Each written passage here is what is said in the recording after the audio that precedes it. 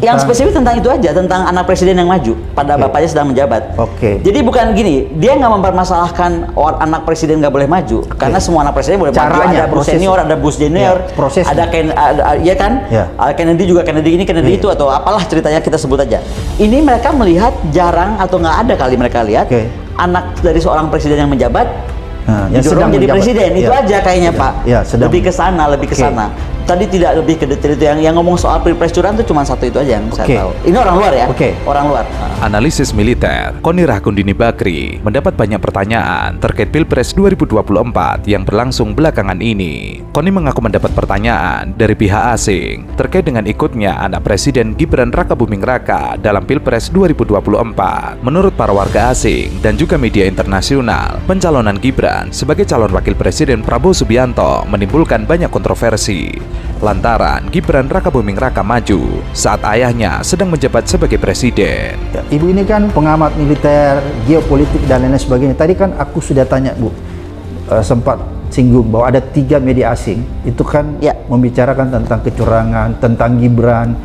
Kalau kita lihat lagi, kalau New York Times itu dia lebih khusus ya, dia bicara tentang Gibran, bahwa ini Gibran bisa lolos karena peran keluarga gitu kan, sehingga dia memberi satu kalimat yang menurut saya luar biasa, bahwa apakah pemilu Indonesia itu demokrasi atau dynasty kan gitu.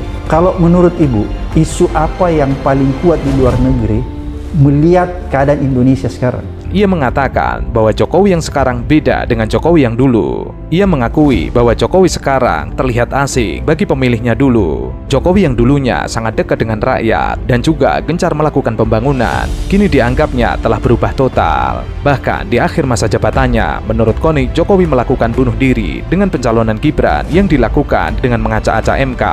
Bahkan Koni sempat tidak menyangka bahwa Jokowi ingin 3 periode. Hal itulah yang membuat dirinya sangat geram, karena keinginannya untuk menjabat 3 periode terhalang oleh konstitusi. Lalu ia mencalonkan anaknya untuk menjadi calon wakil presiden Prabowo. Yang menjadi sorotan, iya, isu ini dynasty jadinya. Jadi semua orang mengkhawatirkan demokrasi. Tadi makanya saya sampai bikin catatan ya, karena takut saya lupa. Jadi yang dikhawatirkan dari diskusi saya semua, baik dari orang Indonesia, bukan orang Indonesia, dari supir taksi sampai orang-orang petinggi-petinggi negara-negara ini, saya kan ngomong sampai dimanapun, saya ngomong dari ranking atas sampai ranking manapun. Ya tadi Pak, prediksi Indonesia itu akan tadi punya pseudo demokrasi yang membuat kontrol sosial terhadap pemerintah tidak ada. Jadi semua yang berpandangan, jangankan berbeda, berpandangan beda pun itu akan dianggap lawan dan bisa dikriminalisasi.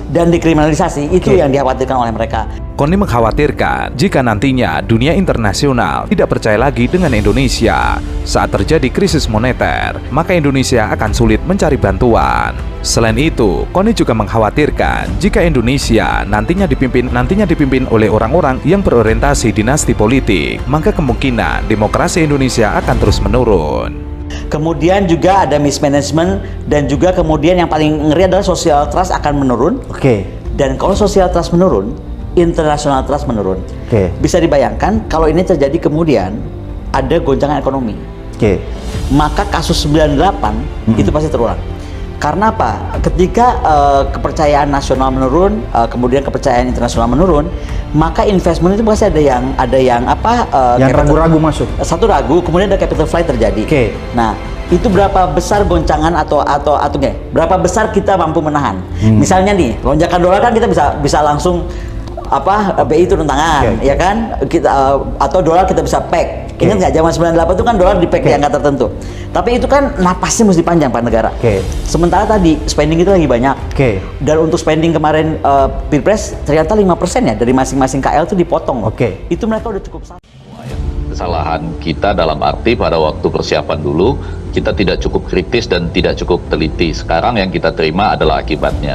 Ketika berbicara apakah pemilu ini berintegritas, Yus tadi sudah menyampaikan hasil risetnya makin lama makin turun ini ya, integritas pemilunya gitu di mata publik. Pakar komunikasi Effendi Ghazali menegaskan pentingnya menjaga integritas proses pemilihan umum 2024, terutama dalam pengamanan surat suara dan logistiknya.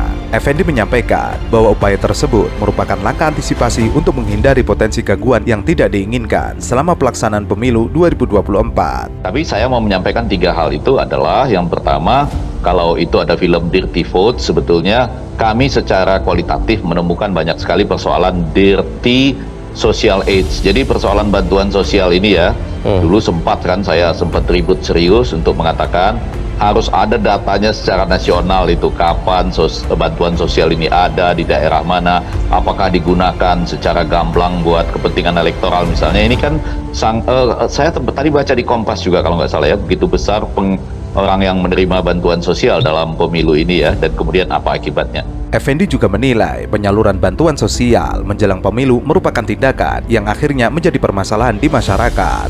Meskipun bansos memang dibutuhkan oleh masyarakat, ia mengatakan penyaluran bansos ini baik, namun jika dipolitisasi akan menjadi masalah. Bansos sejak awal dibutuhkan, tetapi memang tidak bijak jika akhirnya harus dikaitkan dengan paslon tertentu. Penyaluran bansos menjelang pemilu ini menjadi masalah serius, sebab akan berdampak kepada kemurnian suara rakyat. Jadi itu ada satu persoalan tadi yang saya sebutkan. Persoalan yang kedua, betul sekali Sirekap ini Mas Idam, teman-teman di Bawaslu dan KPU itu akhirnya kan sekarang harus bekerja keras, ya selamat bekerja keras lah ya, di tengah pasti penurunan persepsi publik terhadap integritas itu karena dua hal. A-nya, ini kan tidak masuk akal, real count itu berlangsung begitu lama dan panjang gitu. Saya yakin B-nya, kalau kita mengadakan lelang secara terbuka di antara anak-anak bangsa ya yang punya kemampuan IT yang saya yakin sangat luar biasa, ditambah juga misalnya kapan perlu memang harus ada support internasional kalau memang mau dibuka lelang secara internasional. Effendi juga menyoroti terkait server KPU yang menjadi permasalahan ternyata berada di luar negeri. Meskipun yang digunakan diketahui milik layanan penyedia internet raksasa Alibaba, namun Effendi meminta agar ada keterbukaan dari KPU. Karena bisa jadi server tersebut memungkinkan celah kerawanan keamanan cyber pada aplikasi milik KPU tersebut.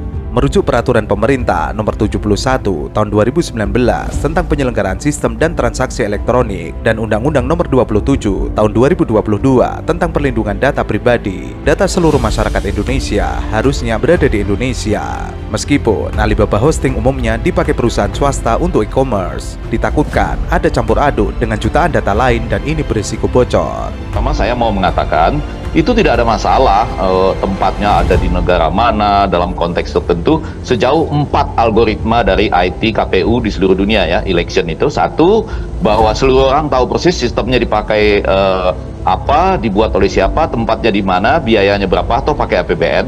Yang kedua, seluruh pesertanya tahu persis keunggulannya apa.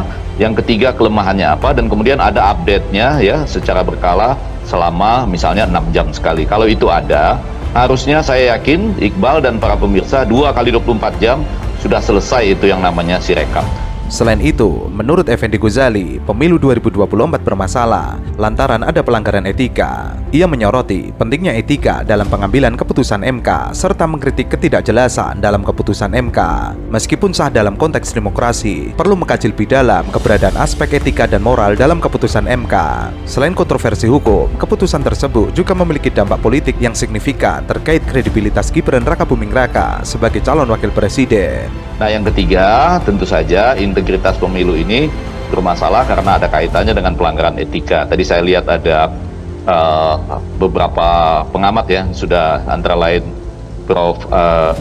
Ikram Sobakti ya yang membicarakan soal etika dan lain-lain. Itu saya juga bingung, Iqbal, ya ini mungkin menjadi perhatian menarik Yus ya.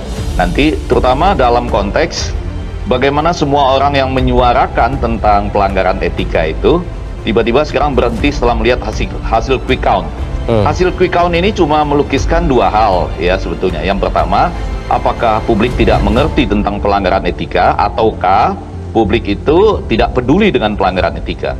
Dengan kritik yang muncul terhadap keputusan MK, proses pemilihan presiden menjadi semakin kompleks dan diperdebatkan. Maka hal itu pentingnya prinsip-prinsip etika dan moral yang harus dijunjung tinggi dalam pengambilan keputusan hukum untuk menciptakan keadilan di masyarakat. Sementara seluruh guru besar Civitas Akademika yang peduli terhadap pelanggaran etika harusnya tidak boleh diam atau berhenti ketika sudah keluar hasil quick count. Jadi kurang lebih secara kualitatif 3 hal itu, Iqbal dan para pemirsa, yang membuat pemilu ini mengalami penurunan integritasnya dan makin lama makin turun, saya rasa Yus ya, di mata publik dengan segala yang harus diperbaiki bersama dengan kerja keras Mas Iqbal dan semua teman-teman yang lain.